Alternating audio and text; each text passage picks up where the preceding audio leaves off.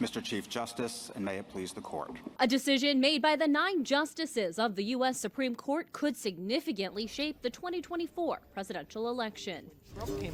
On Thursday, both sides coming under heavy questioning from the justices, most of them, even the liberal justices on the court, expressing skepticism over Colorado's ruling to remove Trump from the state's Republican primary ballot. Like, what's a state doing deciding who other citizens get to vote for president? The justices asked all the hard questions and raised all the good arguments. The lawyers were utterly irrelevant in this case. Trump briefly weighing in after the arguments. Well, I'm a believer in our country, and I'm a believer in the Supreme Court.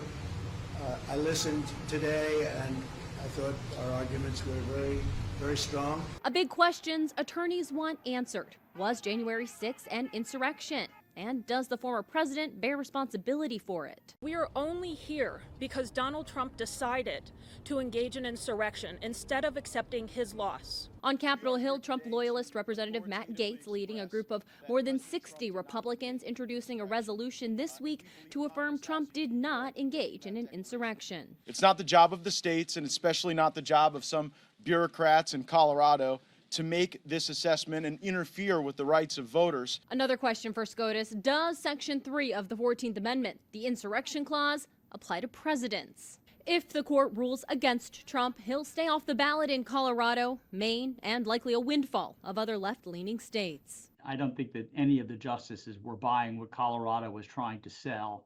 I think they're going to issue an opinion quickly, probably by the end of the month. Colorado is pushing the Supreme Court to make a decision by February 11th because the state mails out their primary ballots on February 12th. That's unlikely to happen. The next deadline would be March 5th, Super Tuesday, when Colorado and Maine hold their primaries, or at the end of June when the Supreme Court wraps up this term. In Washington, I'm Kayla Gaskins.